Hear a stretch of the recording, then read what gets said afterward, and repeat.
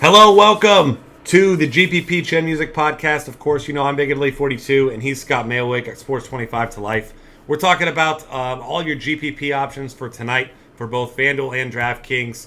Obviously, there's some big pitchers on the mound, but also a couple guys you might be able to get some exposure to that you want to get stacks of. Maybe one of these expensive guys you don't have a whole lot of faith in. Get yourself some low ownership, but we'll try to highlight as many guys as we can here for you. So, starting off at pitcher, you got your obvious options. Of course, Chris Sale is going to be a really popular play for everyone. Corey Kluber is going to be a guy a lot of people are on. James Shields as well. So those guys, of course, still in play in tournaments, but obviously going to be higher ownership. So out of those three, who do you think is going to get the lowest ownership in GPPs tonight? I'm guessing it's going to be Sale, kind of. I think Shields, well, I don't know. It might be Shields just because he's kind of like the lowest upside guy out of that group, probably, even though he's a little bit underpriced, it feels like. He hasn't had any really huge strikeout games. He hasn't thrown it past 7 innings all season. I'm thinking he's probably going to be the lowest owned in GPPs. Sale's probably going to be close there. I think Kluber is probably going to be the highest owned in GPPs. I mean, he's just been incredible over the last 4 games, and people are going to want to get him in the lineup. I personally think he has the worst matchup of the 3, but just with his upside, I think people are going to be all over him, especially with the fact that anyone that's gotten on that bandwagon over the last 4 starts hasn't been let down, and that usually just leads to a massive ownership percentage by the time the 5th start rolls around there. So I think he's going to be probably the highest owned one, even though I don't really think he should be. Yeah, I'm in complete agreement with you there. I mean, you obviously love his upside, but we've said it a million times. You and I and a lot of other people are the same thinking. You don't like targeting Kansas City with pitchers. They don't strike out a lot. They put the ball in play. They've got good hitters and some power all the way through that lineup. So, targeting them too much, especially paying the highest price tag of anyone tonight, there's certainly some merit to it. But I think at GPPs, I'm going to be avoiding Kluber more often than not. Not that I think it's a bad play, but like you said, due to that matchup, I think other guys have higher upside. Yeah, definitely. And there's a lot of quality pitchers on this slate for the most part. A lot of them are high priced. I mean, we didn't even really mention Cole Hamels against Cincinnati, I think, is a fine play. He's 10-1, though, and that makes it a little bit tough on DraftKings. He's pretty high priced on FanDuel, too. Sonny Gray is a guy that I think is an interesting GPP play just because he's not going to be owned by anybody. And he feels a little bit underpriced given the fact that he's honestly having a really good season. He struggled a little bit over the last couple games when people finally started to catch on a little bit. But, I mean, he hasn't been terrible. I think he's a fine GPP play at 8,600 on DraftKings as either a first or second pitcher. So that's one of the guys I'm going to be looking at as an under-the-radar GPP option, I think. Yeah, I like that. I mean, he's been really tough on righties this year, and obviously a lot of righties in that Tigers lineup. 233 Woba allowed just 1 home run in 33 innings with 30 Ks. So, like you said, he's that guy that always seems to fly under the radar. I mean, he was over 10K there for just a little while on FanDuel, and I mean, that right there made him really unplayable. But at his current price point now, there's a lot of merit to putting him in your lineup because people don't like to target Detroit. He's got a steep price tag still at FanDuel, but $8,600 in DraftKings, I think I'll definitely have some in some time. Yeah, that's more of a pick'em game, but surprisingly, the over-under on that game is only 7.5, which is not all that scary, honestly. So I think he's an interesting GPP play, especially at DraftKings, like you mentioned, for that price. The guy you mentioned on the DraftKings pod, Nathan Carnes, only 6,400, facing an Angels lineup that's really struggled against righties. He's not a favorite, but I think he's in pretty good shape tonight for that price. Yeah, I like him. I mean, he's nice and cheap, of course, and the matchup not bad. It's still one of those ones that's a perceived tough matchup, but it really hasn't been until we see otherwise. And then as you're looking for other guys for tournaments, Hector Santiago has been pitching pretty well. Yes, Tampa Bay's better against lefties than they are against righties, but they have very little power at all. I mean, you got Logan Forsythe and Evan Longoria, and that's it. And this is a pitcher who went 7 1/3, 7 Ks against Detroit last time out. Got to win 18 fantasy points, so he's going to be very, very low owned. Probably a one-up bullet for me with multiple tournament lineups, but the way he's pitching, I don't mind looking his way a little bit either. One more guy I'll throw out, Miguel Gonzalez against Houston. Obviously, the big-time strikeout upside against them, and he's pitched really well recently, too, and pretty far under the radar. So outside of him, none of these other guys, I mean, a couple other guys you think could have good games, but no one that you are looking at that you really think is going to throw up 18 fantasy points on FanDuel or 30 on DraftKings, which is what you're really looking for your GPPs. Yeah, I mean, there's just not a lot out there in the lower prices that you feel good about. I mean, most of the high price guys are the favorites, which makes sense. I mean, the lowest price favorite on this slate, I want to say, is Bolsinger at Colorado, which isn't a place you want to go today with an 11 over under.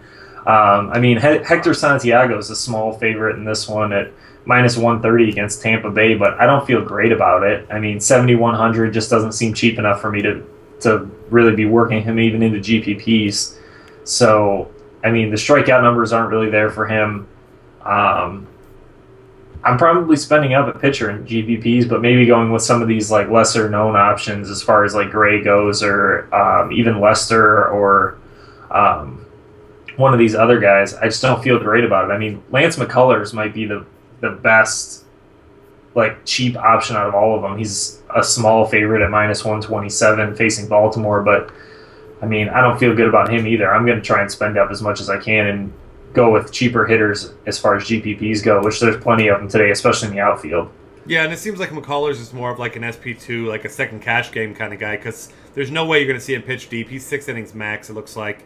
And I mean, he's pitched fine, but I mean, your upside's certainly capped. Even if he does somehow get a lot of strikeouts in those first 5, maybe 6 innings, you have zero upside with him pitching deep. So that's a lot of reason why he's priced low as well. Yeah, definitely. All right, moving on to catcher, which is not pretty tonight. Most of these guys are going to be GPP options for tonight. A couple guys that are in play, certainly. I'm going to look at Russell Martin as a GPP play. He hasn't looked particularly great recently, but we know he's got upside.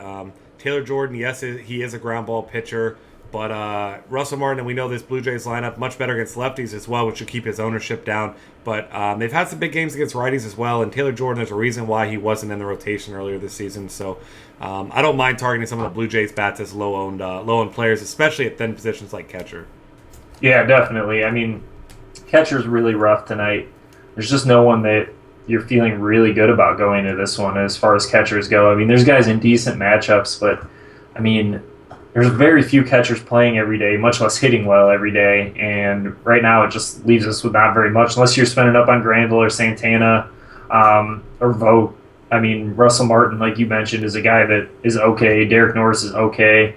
I mean, there's just not a lot else out there. I looked at Wilson Ramos, who we talked about on the DraftKings pod a little bit at 3,600 against Burley, but I mean, he's not even a major discount from some of these guys like Vogt and Martin. Yeah, that's true. Also, we're going to be looking at the Colorado catchers, of course, because they're actually pretty cheap on FanDuel tonight. You look at Nick Hundley, if he's in the lineup, you assume he probably will be. He's 29, but if not, Michael McKinnon, 27. Both guys have big-time upside. Both guys have hit a couple homers this year. Hundley more of the slap hitter type, but we've seen McKinnon with a couple big games as well. So I think for me, since I don't really like a whole lot of catchers, I'm probably just going to go ahead and get myself whichever Colorado bat is in the lineup, and especially on FanDuel where they're cheap. And if you're looking on DraftKings, then you mentioned earlier on the DraftKings podcast, Carlos Santana having that catcher eligibility. Whenever you can get a player that doesn't, you can't usually play that position because they don't actually play that position anymore. You want to take advantage of that, and I think Santana is the perfect example of that on DraftKings. Yep. Elsewhere, I mean, I guess if you want to look cheap, we'll have to throw out a couple cheap options. I think that the Colorado guys are just cheap enough for you on FanDuel, but yeah. Really below that, I mean, you want home run upside if you're punting at catcher, if you're just completely punting, and there's really no one tonight outside of maybe Mike Zunino's in the day slate. Never mind. No, do not play Mike Zunino. He's in the day slate. Yeah, there's really not a lot out there. I mean, I'm going to be looking at the Colorado guys. Outside of that, I'm probably spending up a catcher and going cheap elsewhere. Yep. I actually do have one. Yan Gomes, 2,500 on FanDuel, 39 on DraftKings. Hasn't done much this year, but he's also been injured. Hit lefties really hard last year, so I don't mind looking that way. First base, this is the spot where you're going to have a lot of options. It's always the toughest decision each night, obviously outside of outfield. But Miguel Cabrera up there gets Sonny Gray. Going to be a tough matchup. Cabrera's tough to pay for right now. I mean, he's having himself a fine season. I mean, from a player perspective, non-DFS wise, he's been awesome. I mean, he gets on base. He gives you good at-bats, but he's not putting up numbers indicative of his price tag recently. So, I mean, he's a tournament option for that reason, but really not a guy that I love. Anthony Rizzo, we mentioned him earlier in the other podcast. Really like him. Albert Pujols will be a good tournament option, but I also think he'll be pretty heavily owned. because he has had a lot of success recently. So not a guy I'm going out of my way to target, but I think a good GPP option will be, and it seems like I always mention it, but Joey Votto hitting really well once again. Couple hits again last night. 2 homers in his series before that. Lefty-lefty matchup, but one of the few guys in the game that can actually hit lefties really well. Yeah, I really like him. I mean, that's a really, really strong play there.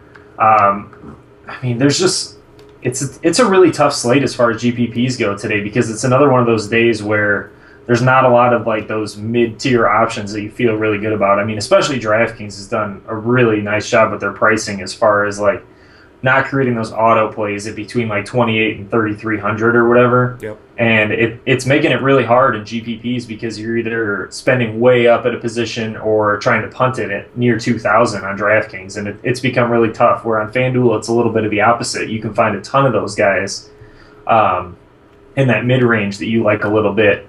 And I think both strategies are working for those sites right now because the ownership percentages have been pretty good. Yeah, that's true. It has been really tight pricing. I mean, both. Yeah, like you said, there's very few guys. I mean, you got David Ortiz, who's 2.6K right now, who's going to be a popular play. Yeah, guys like that. Adam Lind against a righty, but for the most part, most positions. And I mean, it seems like if you're going to make tough decisions like that from the site's perspective, if you make it at a place like first base where there's already a ton of options, it really doesn't make anyone a must play for me because I still like paying up. I know you do as well. So with that being said. Cheap options. Nick Swisher's $2,200 on FanDuel. If he's in the lineup tonight, I don't mind him against a bad lefty and Jason Vargas. I wouldn't really be paying $3,400 for him on DraftKings. There's some other guys around that price, but if you're going to bare minimum punt, which I'll only do in a GPP, I think he's an okay way to go. And then I'll throw out Yonder Alonso as well. $2,700 on FanDuel, $35 on DraftKings. Yep. Anybody else you like here at first? No one a ton other than the guys you've mentioned. I mean, it's basically those top guys for me is where I'm sticking at first base like I usually do. I like paying up for first baseman. I don't really want to punt first base. I'm going to be punting the middle infield positions and outfield. You don't even really have to punt today. There's a couple good, really solid value options out there. Yeah, absolutely. We will say Ryan Howard also. We didn't mention him. Yeah, that's a good call. We talked about him on the DraftKings one. Yeah, and Mike Leake just got awful against lefties. So I'll use that as a transition over to second base where Chase Utley is a guy I think is in play for cash games as well, but certainly a GPP play. Showed his upside last night against much, much better pitcher in Johnny Cueto. Now gets the awful Mike Leake. He's got a really nice price tag on FanDuel at $2,600, and due to his struggles early in the season, he's $3,600 on DraftKings also. I think his ownership level will still be low despite a good game last night, and I don't think a situation gets a whole lot better for him than this. I mean, obviously outside of Coors Field, but Mike Leake has been one of the worst pitchers in the game over the last couple weeks, especially against lefties. Elsewhere at second base, I wanted to say Ian Kinsler just because he's going to be contrarian, but I mean, he's just got no power anymore. I can't even do it. I keep coming back to him. You see his price tag some days, and he's just so tempting, but you almost wish he'd put back that Rangers jersey, put that on instead, because he actually could hit the ball hard that time. But yeah, when he was hitting like 20 home runs a year, I missed that for sure. Yeah, those days are long gone now. Yeah, I mean, you mentioned Utley. I think, sadly, he's probably the best second base play on this slate. I mean, we talked about the lineup of Shields a little bit, facing Sale for 3,200. I don't love it. Jeff Baker is one interesting guy for Miami for me. He's been hitting cleanup a decent amount against lefties, and he's only 2,700 with second base eligibility on DraftKings. I think he's an interesting play. If you like BVP, I think he's 7 for 11 off of John Lester. I saw someone tweet that this morning. So I think it's 6 for 11. Oh, but yeah, something like that. Yeah, he's hitting 636, whatever that is. Yeah. But yeah, I mean, I like him for his price more than anything in his batting order. As far as the rest of these guys go, not a whole lot else to like. I mean, you can go really cheap with someone like Ryan Goins for Toronto if he's in the lineup against a righty for Washington and Jordan, but he's been hitting 8-9 almost every time, so not really anybody I really love targeting, but in GPP I can get over it. Yeah, I'm with you there. Brandon Phillips I'll throw out. We know Cole Hamels had some struggles with righties this season, 10 home runs allowed, so his cheap price tag, especially FanDuel, where he's $2,900. And then Logan Forsythe has been crushing lefties this year. Whether you're a believer in him or not, he gets an average lefty there in Hector Santiago, so I don't mind him either. All right, third base, lots of options as usual.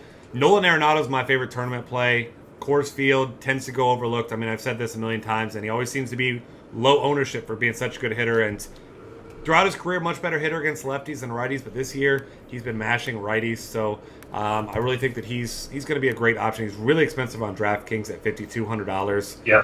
But I mean, he's just been better against righties, and he's got a ton of power. We've seen him get on these streaks. He's up to 13 home runs in the year quietly, and he's batting almost 300 with 38 RBIs. But still, everyone wants to look at other guys at third base, even when he's in Coors. So, I mean, just to put in perspective, he has almost the same numbers as Josh Donaldson, who everyone wants to play every night. So yeah, exactly. I mean, there's quite a bit of third baseman that I think you can get on board with here. I mean, if you're looking for cheaper guys, Martin Prado's 3,300 against a lefty also.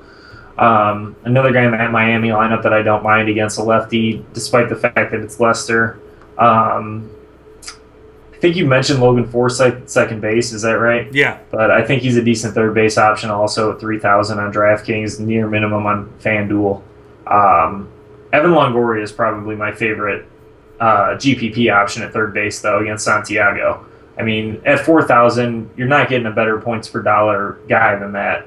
I mean, you can look at a guy like Todd Frazier going against Hamels, and you got to pay $500 more for him. It just doesn't seem worth it to me when Longoria is almost never highly owned because he's not having a great season, but he's just been crushing lefties for the most part, even though he hasn't faced a ton of them lately.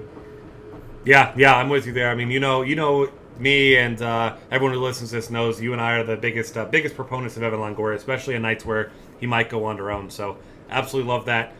He might even be in my cash game lineup tonight as well, especially on FanDuel where he's really cheap. Other options, you've got.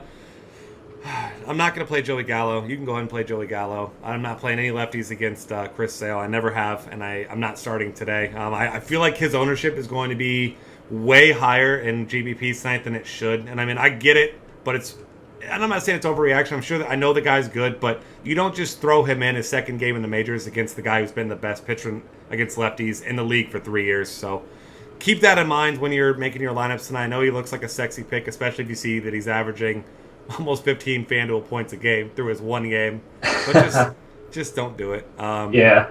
Another one of your BVP specials, Mike Moustakas, is batting almost 500 off of Corey Kluber. And like I said, once again, not a BVP guy, but there's a lot of, I don't want to say chalky picks, but like you mentioned, a lot of guys that just seem like they make sense. So going a little bit off the wall with a guy like Moustakas, especially at 2.6K on FanDuel, isn't a bad way to go. Especially like he's only 3.2 on DraftKings too. I mean, and it's not a small sample size for his BVP. Actually, at 27 at bats is pretty big. I don't love it, but I mean, it's just because Kluber's been so hot. If Kluber was putting up a 3.50 ERA right now, I'd really have no problem with that play at this price. Yeah, absolutely. But either way, let's go ahead and move. I guess you move a little bit further down this line. You get if Brock Holt's in lineup. He was in the lineup this morning. Been batting right around 6th. He gets Trevor May tonight. He's 2.4K on FanDuel. I really like that play if you're going to go cheap. But I mean that's just about it. If you want really cheap, you can give her Solarte at min salary on FanDuel, but that's not a play I love. That's just one of those guys. If everything else is perfect and you only have 2.2, I don't mind slotting him in there, I guess. Shortstop, of course, Troy Tulowitzki going to be a guy that everyone's looking at, and for good reason. Finally starting to hit. We've been waiting for that forever this season. He's 4.5K on FanDuel. Obviously, really pricey on DraftKings at 5K. So he's going to be a popular option for tonight. And I guess kind of a contrarian play would be your boy Jimmy Rollins there, 3,300 and 4,700 because he's so expensive. Right. But, I mean, it is a good matchup here. Yes, Bettis pitched really well last time out, but no one's buying into that. Rollins had a couple good games in Colorado already. Homer in the first game, didn't start the second game last night, went 2 for 3 with a walk, a stolen base. So, I mean, you don't want to watch the guy doing it, but he's been productive recently, and he is in Coors Field. So, Ian Desmond, batting second against Mark Burley, really struggled over the past week, but was starting to heat up about 2 weeks back. I don't think he's a bad tournament play against a guy who, in Mark Burley, he's just been really bad against lefties and righties. I mean, 328 will allowed to righties even this season, even worse to lefties. I'm sure we'll get to Bryce Harper here in a couple minutes, but I think he's in play as well at a really, really weak position for an 11-game slate. Elsewhere, Jose Ramirez should be batting second. I don't mind him against Jason Vargas. You don't love it. I do like targeting Wilmer Flores, especially at his FanDuel price, $2,400 in tournaments. Nearman salary. James Shields, yes, a good pitcher, does have big strikeout upside, but has given up a lot of home runs, even in Petco. So I think Flores, with his 8 home runs, about the best kind of pop you can get in your bat for that cheap at shortstop tonight. Yeah, there's a bunch of really, really cheap guys that I'm going to look at shortstop tonight. The highest priced one of those guys is probably Zach Cozart against Hamels. I don't really hate him as much as I probably should against Hamels. Yeah. But I think he's all right. It'll depend on where he's hitting in the lineup, though. He's been hitting pretty highly against lefties, so we'll see how that goes. But he was hitting 7th the last couple games. So if he's at 7th, I'm probably going to look more at one of these even cheaper guys. Ruben Tejada, who you mentioned on the DraftKings one, he's facing Shields, another tough one, but he's been hitting 2nd in the order for the Mets and just been absolutely crushing the ball lately. So I don't mind riding a hot streak at 2,300 even against a tough pitcher. Jake Elmore's a guy I've been talking a lot about lately. He's hitting 6th in the lineup almost every day, especially against lefties. He's flat 2,000. He's going to be a guy that's in a ton of my lineups and GPPs just because of that absolute minimum price there and decent spot in the batting order. Couple other really cheap guys. Ryan Goins, we mentioned at second base, also has shortstop eligibility. Is hitting from the left side of the plate against a righty in Jordan, who isn't going to scare me away too much.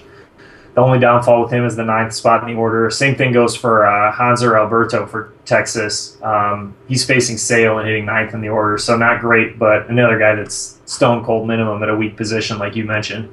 Yeah, and the minimum salary on DraftKings, if you don't know, is much more valuable than it is on FanDuel because just the range goes so much higher, so much lower. I mean, the $2,000 price tag is just insane. So whenever you can get someone a decent hitter, even a decent spot there, take advantage. If you played earlier this season, Jimmy Paredes was the flavor of the week there for a while. Min salary, kept hitting the ball, and he was a must-play right there. And so a couple of these guys, get them in your lineups. You can do a whole hell of a lot with it, too.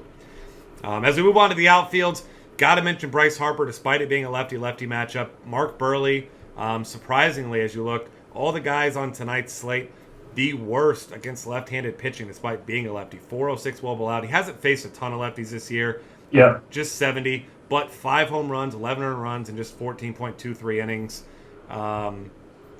14 and 2/3. I don't know why I said 0.23, but 14 and 2/3. And Bryce Harper obviously can hit anyone right now. So get him in your lineup. So DraftKings price much better than the FanDuel one at 5,100. 58 on FanDuel is pretty prohibitive. But Jock Peterson, you hate to say it because he's going to be so highly owned, but you're going to have Jock Peterson tonight. Everyone else will. Just go ahead and just cancel that out, and especially everyone else will. He's expensive, but you're going to need him. Other options, George Springer, $4,700. You mentioned him earlier in the other podcast. $4,700 on DraftKings, $37 on FanDuel. I really like that FanDuel price tonight.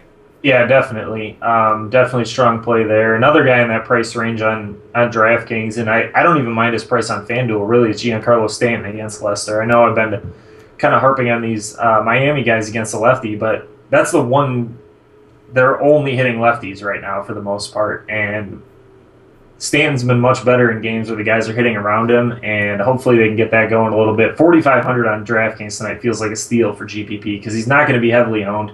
He's facing Leicester. He hasn't been doing anything special lately, but at 4,500, if you can get him at less than 5% owned, I think he's a really strong GPP play. Yeah, I mean, we know obviously he's got that double dong upside, like you said, so yep. Got to consider him. I really like Dexter Fowler tonight. He's a great combination of speed and power, $3,500, FanDuel, 44 on DraftKings. Switch hitter against Dan Herron, who struggles against lefties, so I'm looking his way as well. A few other options. You got Charlie Blackmon is really cheap on FanDuel, $3,800. I like him against Bolsinger at home. He's got that stolen base upside. He's got a little bit of home run upside as well. People don't really talk about his power, but he's got 7 home runs on the season. So also 6 doubles, 2 triples. He got the speed. I think he's going to be a really interesting guy. People seem to only want to target the Dodgers because they are the better lineup, and for good reason. But, get yourself Blackmon, Arenado, some of these other guys, and they've got just as big of upside as any of the Dodgers guys tonight, if you ask me. Right, I agree with you completely. I think they might even have more, especially for the price is the big thing. Yeah, absolutely. A few more guys to consider here if you're looking for big-time upside. Justin Upton much better against lefties than righties, but I think he's got a nice price tag on FanDuel at $4,000. I'll look at his way a little bit. Steven Souza, of course, big-time power, $3,600 on FanDuel is a nice price for him. If we ever get Alex Guerrero back in the lineup, I know Don Mattingly, I don't know, the guy must have insulted Mattingly's mom or something. I don't know. Somehow pissed him off, but third base and outfield eligibility on DraftKings, outfield only on FanDuel. If he gets in the lineup, and he's got to one of these days, you want to see him play in Coors Field. I mean, maybe, I don't know, it's a punishment. But either way, I would love to see him in there tonight. I think he's a great play, especially on DraftKings at his $3,700. Yeah, a decent amount of other cheap guys, too. Tyler Moore has been a popular play lately, even though he's been hitting kind of low in the lineup. 2,600 on DraftKings. Looks like 2,300 on FanDuel. Facing a lefty in Burley. I think he's a quality play. Outfielder with first base eligibility also on DraftKings. I'd probably prefer to use him in the outfield. Will Venable, decently cheap on both sites. A lot cheaper on FanDuel. 3,300 on DraftKings. Facing a righty and Gee. He's been hitting first in the order for the most part for the Padres right now, which has been great. Ryan Rayburn, always my favorite value play in the outfield when he's facing a lefty. He's hitting fourth in the order for Cleveland. The rest of the Cleveland bats have heated up a ton, which has helped him too. I mean, with Kipnis and Carlos Santana being so hot right now, it's really hard to argue with Rayburn hitting right behind both of those guys. Billy Burns for Oakland is a guy that is getting played a lot less now that he's over 3,000, but facing Anibal Sanchez tonight, guy that's been hitting first in the order, has a ton of stolen base upside. Sanchez is a guy that's fairly easy to steal against, so I think he's a pretty strong value play in GPPs also. Yeah, I'm with you there. If we look at just the last few guys here, a guy that just never really gets played but has nice numbers against righties, and he's going to be very low owned tonight, Alex Gordon. $3,100. He's a guy I like to play when he's facing tough matchups because he always gives you good at-bats. And obviously, like you said, Kluber, you think will be the most heavily owned pitcher. I wouldn't be surprised if he is. He's going to be up there if he's not. And $4,000 on DraftKings to give you like a really contrarian play because I'm really not playing anybody against Chris Sale. I think if you're trying to find your contrarian targets, going against Kluber is probably your way to go because none of these other guys are going to be really heavily owned. And I think as far as stacks go, you want some low-owned stacks. Obviously, Royals. I don't know that I'll full-blown stack him. Kluber's just been very good. But the Mets against Shields, they don't have a lot of power, but he has struggled. So if we get bad James Shields tonight, they could put up some points in a hurry at really low ownership. Yeah, that's a good call too. All right, anybody else you want to highlight before we get out of here? No, I think we covered pretty much everybody in the outfield here. I mean, I feel pretty good about what we've got going. All right, sounds good. Find us on Twitter at DF Cafe. Subscribe to our YouTube channel here and check out all of our great content, dailyfantasycafe.com.